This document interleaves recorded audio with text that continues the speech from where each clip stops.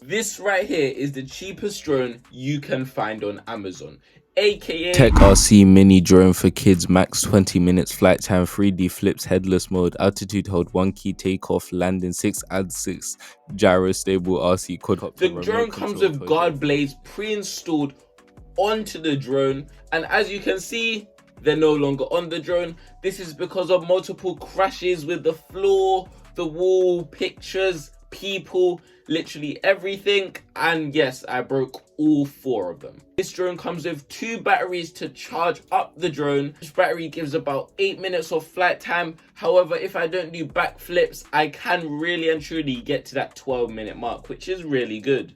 There are 3 adjustable speeds with this drone: slow, medium and high. However, I would recommend using slow indoors because slow is really fast. And you can simply increase the speed by pressing a button on the controller, 1 tap, and it increases the speed with no problem. You can do this while in flight or while in landing mode. And the final thing to note about this drone is that it does come with additional propellers. So let's say one of your propellers breaks or you lose them or it flies off or some rubbish like that, you won't have much problems since you come with 4 spares.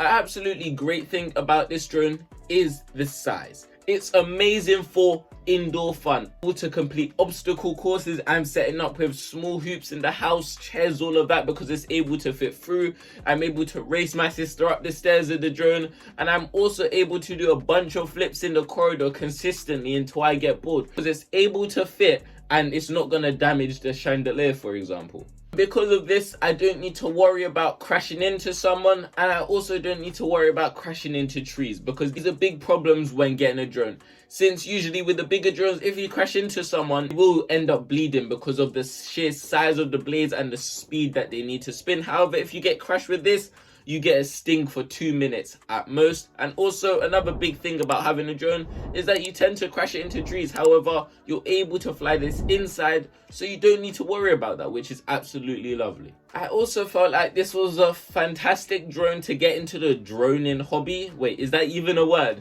But yeah, it was a fantastic drone to get into that droning hobby because the controls are simple. And I know what you guys are thinking, how hard can it be? Up, down, left, right. But it is really difficult building up that muscle memory of using the drone controller. And because of that, I really just appreciate the simplicity of the controller and the build. Buttons are big, I'm able to press them with no problem. And the controller really does follow the format of the more expensive drones out there. So it's not going to be a big change if you do upgrade, for example, to a Holy Stone drone, for example, which is, I think, about double the price. And it won't really change the experience. You'll still be able to fly this drone to the same quality as the other one. So it really does allow you to have room for improvement. But one thing I would note is that it makes it extremely clear to you that it's a kid's toy. Like, why am I embarrassed to bring this to the park? Like, the size of the controller is embarrassing. And just a side note about the controller, it does require 3 AAA batteries to have those ready before you make the order on Amazon. This drone has such a high durability, sometimes I even feel sorry for it. It crashes into the walls, floors, pictures, people sometimes, and it tanks it like a real soldier. Although now the blade guards have broken and have fallen off, it did take hundreds of crashes, I must say. So yeah guys, as you can see, it's pretty steady, I must say. Look at the speed though, look at that. Check out that speed. But when it did fall off, I kind of felt like I've graduated now from that stage in my droning career where I need that protection from my blades. And now I'm going to be a pro drone driver. I think that's what I'm allowed to call it, a drone driver. Now be a proud drone driver, able to fly without blade guards. Also, this drone is fairly priced at £32. I know I low-key clickbaited you guys, but the drone is definitely cheap for the durability and quality you're actually getting with this device. But I did have some problems with this device. This device is not perfect. The biggest problem was drift in any direction. Even if I was outside or inside, the drone always loved drifting one direction all the way off until it crashes into a wall. And this was quite annoying because when I'm flying the drone, I'm trying to fly it forward, but then it starts drifting this way, and it did cause me to crash multiple times.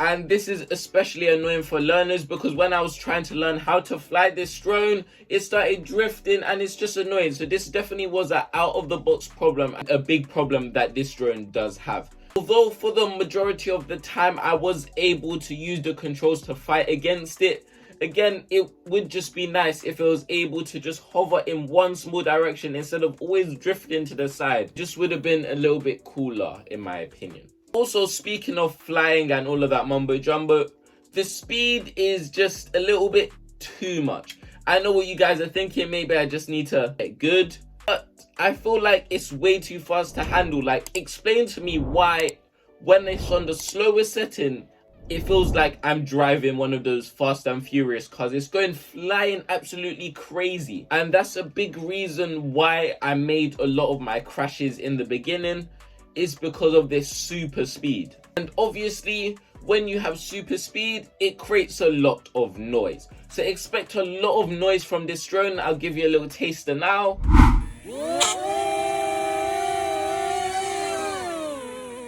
So I would just say don't fly this at night when you have friends or family over, because I did actually get in trouble because I was flying around the house waking everybody up. And the final problem I had with this device was that it did have a tendency to go crazy at times. Literally listen to no flight controls, just go crazy super fast in one direction, super back from one direction. I did feel like it was super dangerous. However, this only happened twice, and the 2 times it happened was right after I had a massive impact. The first time it happened, it went straight up, crashed into some mumbo jumbo up there. I don't think it was the lights, but it had a big crash and then went straight back down. Other one, it was just toppling down the stairs, causing another big impact, and it did go crazy after. So I would just be wary of this and try to prevent those crashes, because I think it moved up the circuits or something like that. But after I turned it off and turned it back on, like the engineer I am, it was working again. But now it's time for the conclusion. In conclusion, I really would recommend this drone for first-time flyers. It's an amazing budget. If you crash it, it doesn't matter. It's incredibly durable. However, you really do need to look past the incredibly fast speeds and the drift that you get with this device. But yeah, it's been your boy Mr. K. Please consider liking, subscribing, supporting the channel. We have a high goal for this year. I forgot what it was, but yeah, reach a subscriber goal and see ya.